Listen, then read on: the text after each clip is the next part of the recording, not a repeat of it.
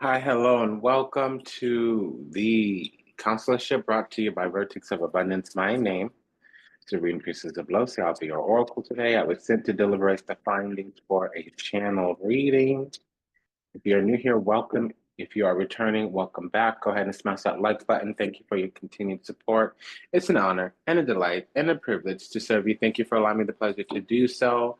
Virtues of Abundance is the galactic temple of ascension, delivering sacred messages from behind the veil. If anything resonates deeply with you, go ahead and comment, share, subscribe, leave a review, put concessions, send a donation. Today we'll be imposing the guidance from the This by Her Tarot by Isabella Rotman. We'll also be deliberating the findings from the Pop of Love Oracle by Vibe About It Tarot, if there's any love. And we'll be clarifying the pairings by the Cosmic Coven Minor Arcana. That's by Lillian Lazenby. The publisher is Ripe Avocado, and also any type of correspondence or combination energy will be clarifying with the Vita Sibilla Daily Oracle by Los Carabello. Let us begin. I'm getting a little bit of an annoyed challenge. Of course, I grounded, and now we're just going to lean into whatever discomfort. I have my little morning routine, and it got interrupted, so we're being called to the table. We have the Ace of Cups here. I hope this isn't an alert, but we are like we got a lot in the can. Ace of Cups, Emperor.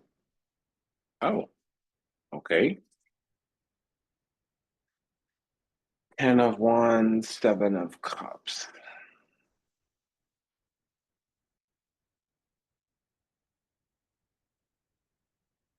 So in a week or so, something is going to be erected or some burden is going to be shifting. There might be a culmination after a period of heavy, hard work, a tedium, or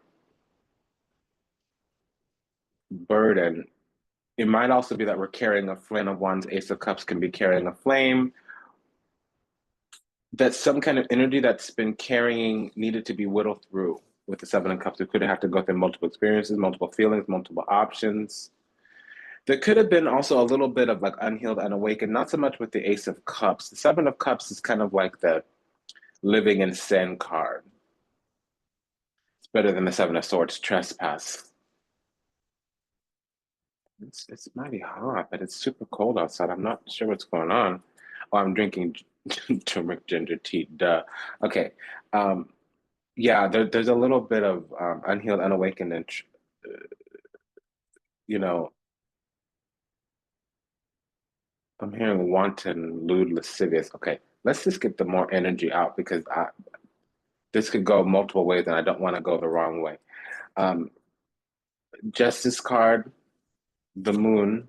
I heard a little bit of justitia, so there's some kind of Strigetia, Benedettia here. There might be a little bit small projection here, Ten of Wands and the Seven of Courts. We also could be Seven of Cups. We can also be tapping into something celestial or like generational. And I said cords by accident, which it could be something karmic. It could be some attempt to bind. This could be a failure of a projection onto us, especially that is the Seven of Cups as well. Projection.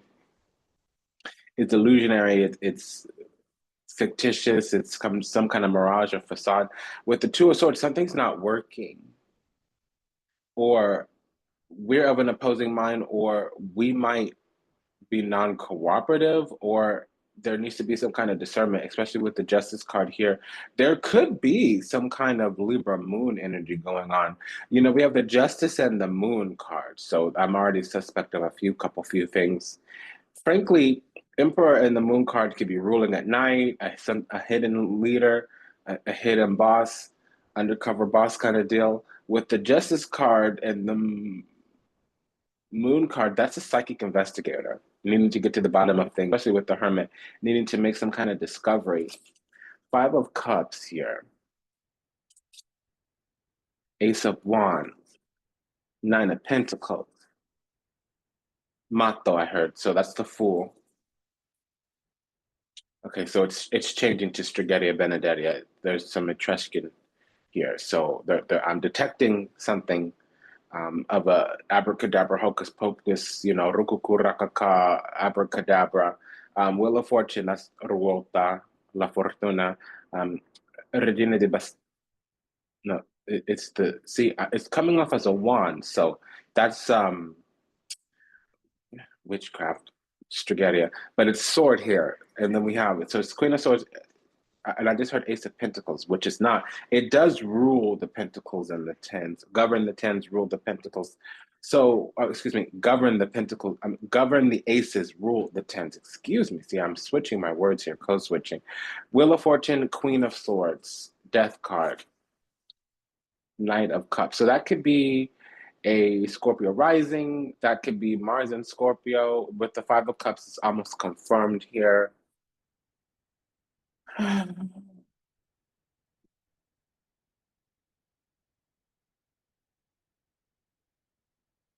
I think somebody's having ego death because they've been left to their own devices. They had to discover something about the karmic causes they were making, and now they're buckling under the weight of those effects of the effect of said karmic causes. I'm just going to keep going. Three of Cups, Hangman, Judgment card. Okay, so you have two sovereign rulers, and one of them is a Lord of Karma. Two Lords of Karma, two sovereign rulers here. Four of Pentacles, 10 of Pentacles, Six of Pentacles. Okay. Interesting. So,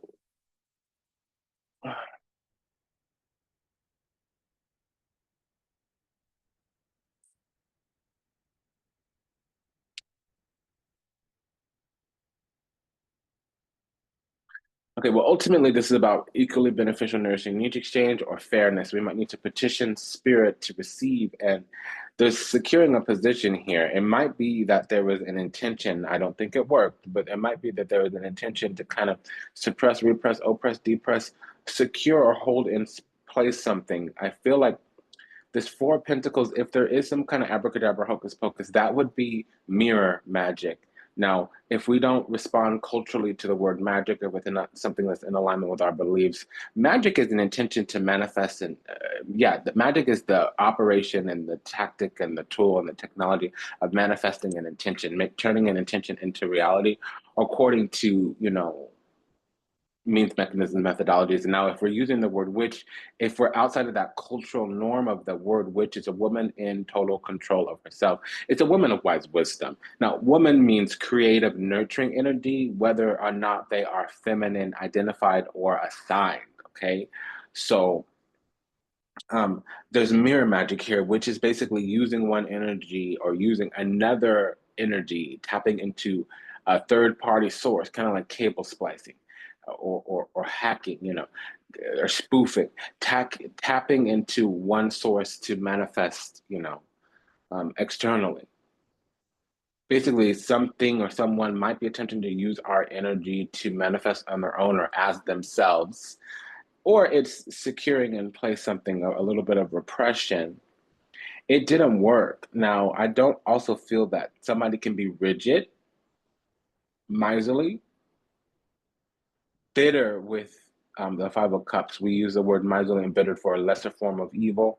This is the unhealed, unawakened type of evil. So there's an ego death going on here. Something is going through an ego death because of a lack of healing, a lack of awakening, a lack of awareness. They weren't able to rise to the level, get on the level, handle up. They were being an enemy to themselves, kind of because of how they were moving. I don't know the Madame Gaga, her lyrics or whatever, but I'm hearing abracadabra, a la la la. And then I'm also hearing, I know it's a separate song, applause, applause. I can't tell you the lyrics at all. Okay, so we have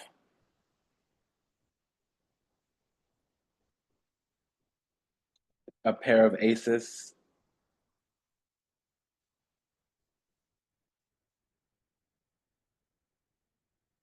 and a pair of tens.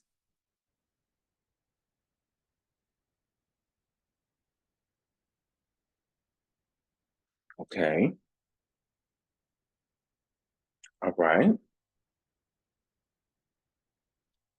Awesome. Okay, so when the Emperor and the Judgment card come out, it means some type of rank increase. It's also a type of graduation. Something is over, but it's being announced as over. Judgment and the Wheel of Fortune is some kind of prophecy, but it's like a grand scale cycle. Now, we have the Justice card with the Wheel of Fortune. So there's some kind of window of opportunity or even lottery. Something's going to hit. With the Five of Cords, okay, again, Five of Cords, I said. So there's some type of spiritual projection, spiritual energy projection, spiritual manipulation here. Now we don't have an 8, but we do have a 5. That's witchcraft versus 8 spell work. The moon would confirm it, and it's saying that it tried to get off the ground. It went into our energy, or see, and there was an attempt, but it didn't work. There was some kind of test that failed on us as well. Now, listen, a test could be an assessment or an examination. An examination is a pass-fail kind of thing. An assessment is a grading. So we're of greater spiritual power. Something tried to lord over, preside over, speak over our life, our path, and judgment was called at us, but it didn't work. This other energy, entity, ideology, probably most likely is a person, but an enemy though. Um, this other energy, entity, ideology, they were more cultivated and refined. However, their heart wasn't as pure as ours. Yeah, we were a little bit wanton, lazy, a little bit behind. We needed to level up, handle up, kind of speed up with our spirit, karma, life, path, destiny. However, our heart was more pure and we were more innocent. That's the person who always wins. If there's no malice or deception and no intent to harm, that's always going to be the winner, even if they're not even on the up and up, even if they're not like, 100% in the right, if they're not coming from a dark intention, and then there's nothing dirty in their heart, they always tend to win out, especially in like a celestial judgment. So in the universal court, which is karma, versus the human court, which is law and order, peace and security, that individual will always win. Because we're coming from an authentic place. Actually, we're desiring more experience here. Nine of Cups is desires. Seven of Cups is, one word for that is experience. It's a facade, something fake, phony, fictitious, not imposture or false, but fake, phony, fictitious, or it can be illusion, delusion, confusion. It can be also gaslighting or projection or mirage. Um, there was just a lot of options here, and we needed to have a few more experiences, and we were trying to discern to a sort, so it took a little bit longer. This other side is like, okay, well, why isn't something moving? I've been digging a hole, and this person's not falling into the hole. Or I've been making all this karmic causes, or here I am, toil and trouble, slaving along, and I have this greater, grander wisdom, Hermit card. I'm more cultivated and refined, Nine of Pentacles. Why isn't something hidden for me? Actually, the thing that hit for you was an ego death, literally the death card, some kind of transformation. So their karma is going to be cleared out, but it may come into effect because it called upon judgment, and unfortunately, there was a clear loser here, Five of Cups. It could be crying over spilled milk. So the person who's more miserly and bitter is going to be on a losing side. That's not what gets you caught up quickly, but if you bring charges or call upon judgment, that will get you looked at sideways. Because we're not over here miserly and bitter, we're over here innocent and naive. A little bit inept, which means a lack of skillfulness, I'll admit. Seven of Cups and the Fool card. We're a little bit foolish. Normally it would be the Page of Cups, the full card, but the Page of Cups is Venus in any water sign. The Seven of Cups is Venus in Scorpio. And we do have the Death card out here. So we might have Venus in the 8th house, Venus in the sign of Scorpio. I'm hearing Moksha Trikon, which is the liberation triplicity, which would be Scorpio, Cancer, or Pisces. I believe it here with the moon. We could have Venus in the 12th house, Venus in Pisces, Venus in the 4th house, Venus in Cancer, Venus in the 8th house, Venus in Scorpio. I'm open to it. We are sobering up quickly because we have this Two of Swords. We are discerning. We do weigh things against our intellect, reasoning, and communication. We know the difference between our identity, our intuition, our instinct, and our intellect. So this other side is snooty McSnooty. But that's really what they got going on. And we're the one with the blessing. Ten of Pentacles is on our side. There's some kind of birthright here for us. And there's no pages, meaning it doesn't talk about a journey. It doesn't talk about, I know it's different than Knights. The Knights talk about movement, actual events, actual actions that are being taken. So we're moving from the heart, Knight of Cups. Again, there can be a Scorpio rising, possibly even Venus in the first house if it's a Scorpio rising, but I'm getting Venus in the 8th house or Venus in the sign of Scorpio. Most likely, if there is a Scorpio rising, Mars will be in the first house, which means that this person pushes their energy around. It's not always negative, but it seems to be a little bit maladaptive here.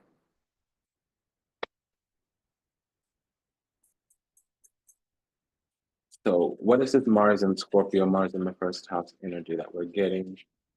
Yeah, somebody's moving a little bit sneaky. They're offended or jealous in some kind of way. There's some kind of precious opportunity here that in the future we'll be really prepared for. But right now it seems like we don't know about it. And it's because the ancestors are communing with us. They're teaching us. The spiritual world is teaching us little by little, bit by bit. And somebody's impatient. They think they can do better with whatever we got. They think whatever we have, if they had it, they could do better with it. But that's imposing your will, your energy, your ideology upon another person. And that's just a thing. Like if somebody's checking our business, worrying about our business, minding our business, that means they don't have something going on for themselves. And oftentimes the person will be jealous of the calling on our life if they haven't found the calling on theirs. That's just how that works. See, the thing a person dislikes about us is what they don't, um, is what they're jealous of. And the thing that they complain about us is what they don't possess.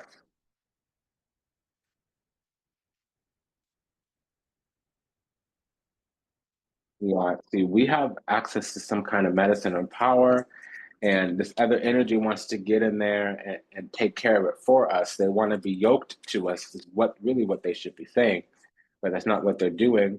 They're trying to nurture some kind of shame or guilt or displeasure, or they're trying to make us second guess or feel stupid.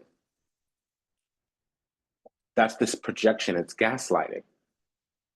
And they've made causes, and it's in the distant past because they're not having contact with us right now. We're moving away from them into our own discernment. Actually, whatever energy they put on us or projected at us matured us in some kind of way. And it wasn't their job to do that. The divine is not happy with them because God is here.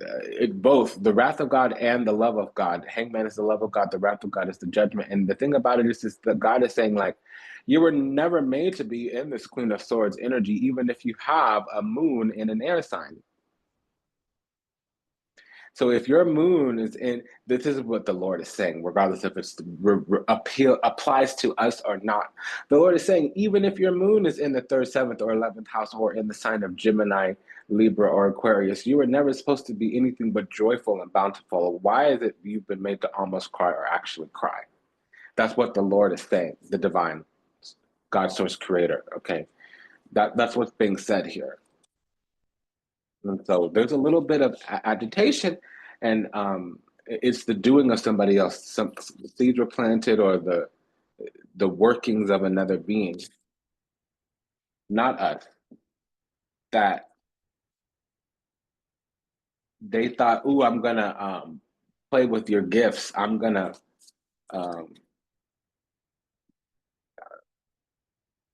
I'm gonna whisper into your ear as a loyal companion something that's gonna make you feel some kind of way." When really they should have tried to partner up and collaborate with us. Is what I'm getting. Grant me just a moment, dear.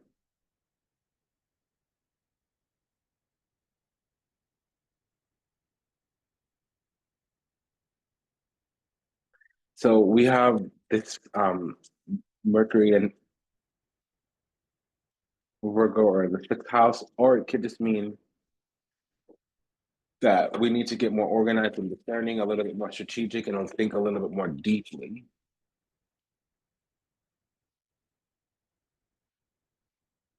Okay, so something's being projected on us, some kind of reunion or reconciliation or desire to reunite or reconcile is to what somebody's trying to make us want. There's projection onto us, some kind of spiritual projection. Moon card, Seven of Cups. Energy's being projected at us. It's a spiritual manipulation, is what I'm discerning.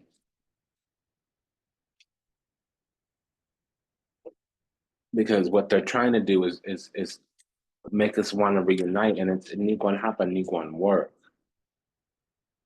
That's what this energy wants. They're hoping, wishing, and praying that finally we'll discover that we want them or need them or something like that. But see, it's already died. There's already been an ego transformation here, ego death on their side, though. I'm going to pause for a second. I didn't pause. Grant me a moment. So what this is somebody trying to gatekeep our abundance, our opportunities, our gifts, our person, our being. So I was saying Mars could be in the 8th house, could be in Scorpio, or if it's Scorpio rising, can be in the 1st house. So that's a strategy and agenda, but it's also an operandi, some type of tactic or motive, ulterior motive, really. And then Mars in the 8th house would be getting to the depths of the subconsciousness or dealing with intense feelings, um, something that's stirring deeply within a person, and we just got to hit on that. So they need to deal with their jealousy or their rudimentary behavior. It might be a little bit remedial. They might have some kind of miserly, embittered kind of, why do I gotta energy, but that, like I said, you're minding other people's business because they're sitting there thinking that they're all that, but what they're staring at in the face is a lack of movement, amalato, the malady. And frankly, it's almost like their spirits or their guides or their ascended masters, their ancestors don't really mess with them all that much, to be honest. This person's trying to gatekeep whatever we got going on because they think it's unfair. That's really what this is. If they're going through the wheel of karma, things aren't going so well for them. They have the repose of a false heart. Their intentions aren't that pure. Their heart is not as clean or open. They're not as easily accessible, approachable, agreeable, amenable in the sense of authenticity, genuineness, sincerity. Their spiritual body is a little bit corrupt at present because they need to heal and awaken. The desperate jealousy here, disparata per gelosia. It's they want to shoot themselves in the head because things aren't going well for them and they can't even show up and talk about that.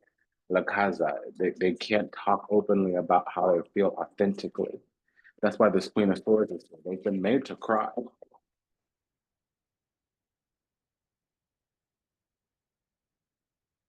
There's the moon in Libra or in the 7th house. So this is an actual entity. The moon is your authentic soul as it comes into the body. When you're incarnated, the moon is who you really are. People think it's the sun or other energies. I disagree. But it's in the 7th house here, or in the sign of Libra. So that's an opposition. It can be an open enemy. Yeah. So this person, all they can do is inventory disappointments, and they want us to be fearfully longing.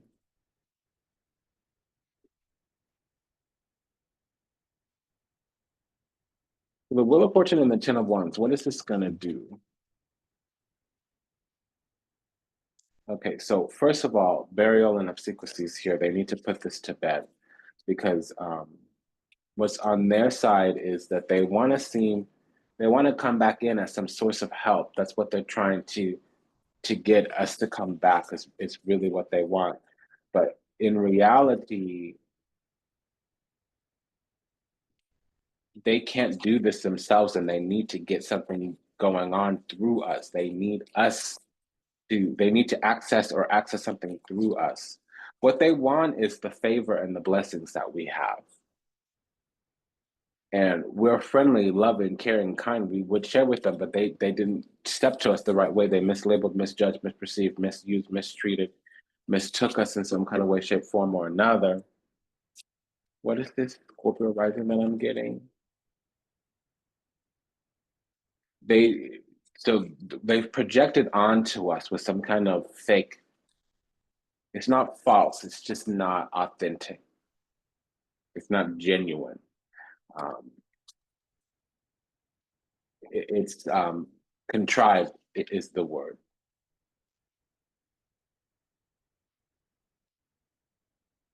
Yeah. So we really had enough of them. The only stress that we're feeling is because we're connected to them energetically in some kind of way because they're still attached to us or trying to attach. And this has gotten, they've matured, but they feel like they missed their window. And that's what they're loyal to. They're loyal to counting the blessings that fell through their fingers, not the blessings that they have.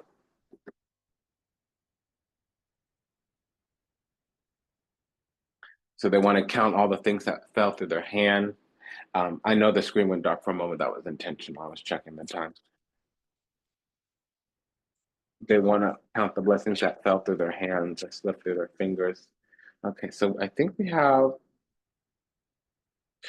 a pair of aces, but we have another pair as well.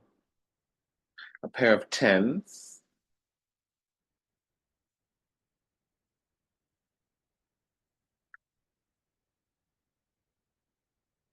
Okay, what's this pair of aces talking about?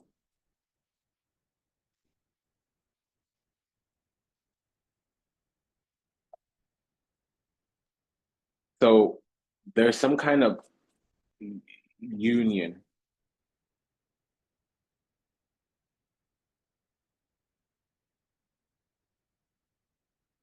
I feel like a person, place, or thing is trying to create some type of union in the spirit, and that would be false. There's a delayed message here that this person should have tried to collaborate with us, but they didn't do that. They made a couple few mistakes that they're still paying for. And they're realizing that we're a golden goose that they couldn't perceive. So when they first took us, they had hatred or animosity towards us. And now they're realizing that they should have moved differently and they might not have that opportunity right now. They're burdened because of how they handled this. They tried to cancel out our rank instead of being tolerant of our immaturity or our ineptitude, meaning lack of skillfulness. Yeah, they had the opportunity to unify with us, Two of Cups, but they were harsh or closed or prickly. Queen of Swords, they might have even attacked us instead of trying to collaborate with us, Queen of Pentacles. So what's this pair of tens that we have here? We have a double 10.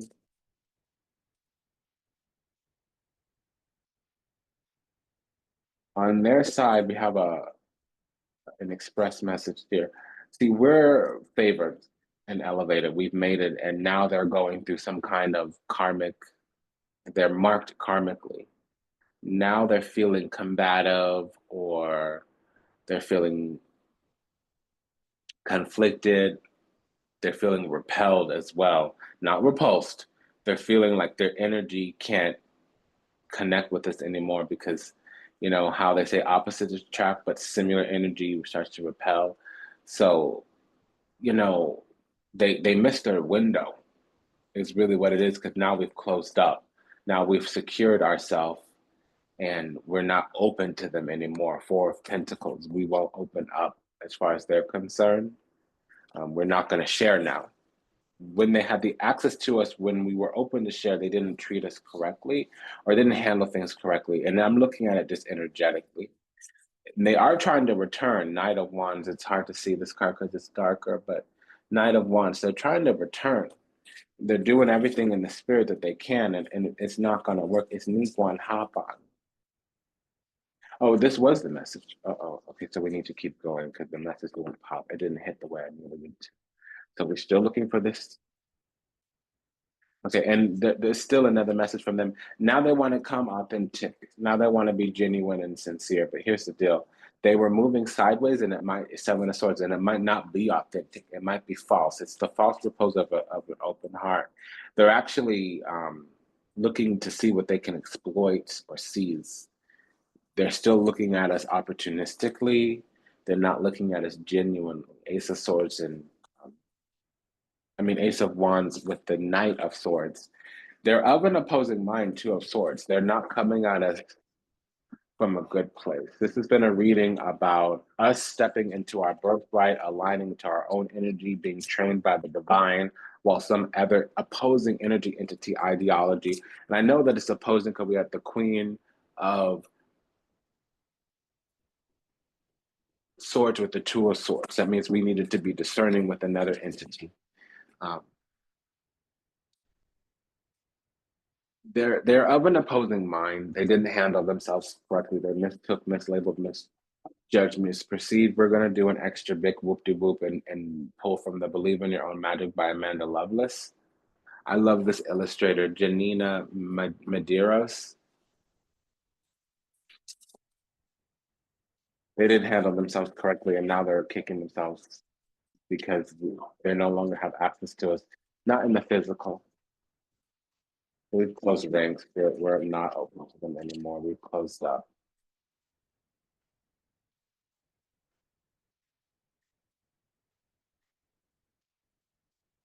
So we're securing ourselves and we're actually being taught by the divine.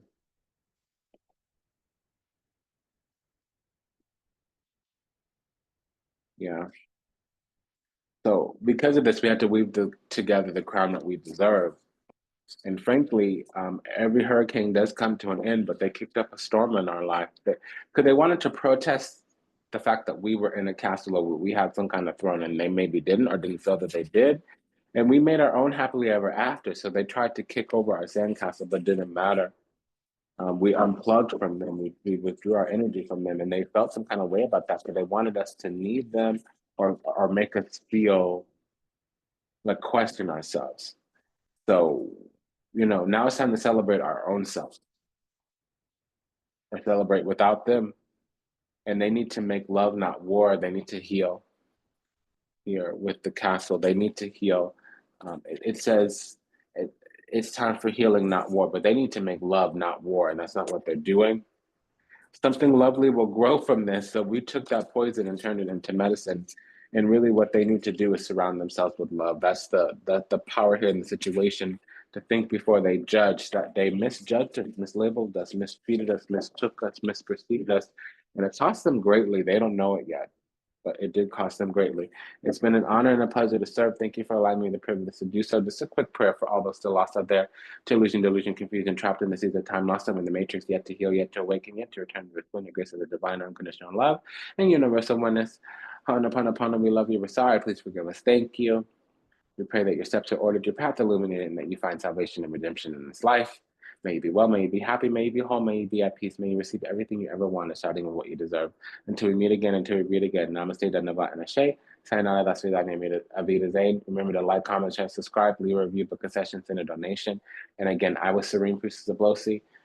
I served as your oracle today, and this was a channeled reading using the This Might Hurt Tarot by Isabella Rotman. Take good care. See you in the next one. Bye-bye.